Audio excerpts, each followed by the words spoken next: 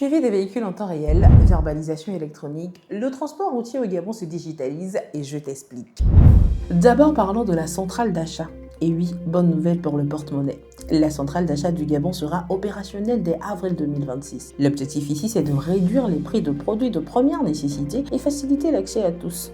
Derrière ce projet, l'État et les opérateurs locaux veulent aussi créer des emplois dans le transport, la logistique et le stockage. Une vraie initiative pour booster l'économie et simplifier la vie des Gabonais. Cette semaine, la revision du taux de cotisation à la Caisse nationale de sécurité sociale a fait écho. Selon les autorités, cette revision est nécessaire pour éviter que le système de retraite et de protection sociale ne s'effondre. Avec le temps, des problèmes sont apparus, comme des retards de paiement et des difficultés financières. Cette réforme permet donc de mieux gérer l'argent collecté, d'assurer le paiement régulier des pensions et de rendre le système le plus solide. L'objectif est d'avoir une CNSS plus fiable, capable de protéger les travailleurs et les retraités aujourd'hui comme demain. Puis il y a la crise qui paralyse le secteur éducatif au Gabon. Elle a débuté le 5 janvier 2026 et entraîné la fermeture d'écoles et lycées. Les enseignants ont reçu quelques paiements pour les vacations, mais jugés insuffisants selon eux. Pour y remédier, le gouvernement a annoncé le 13 janvier dernier le paiement de 2,7 milliards pour les vacations, la création de 300 postes budgétaires, 3000 dossiers régularisés et la reprise du dialogue avec les syndicats. La reprise des cours, elle, devait être effective le 15 janvier, mais finalement certains enseignants durcissent la grève et résultat, la rentrée reste incertaine.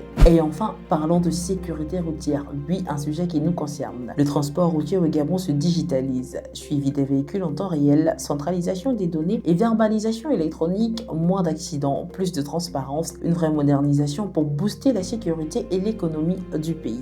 En baisse des prix, réforme sociale, modernisation de la sécurité et crise scolaire, le Gabon bouge.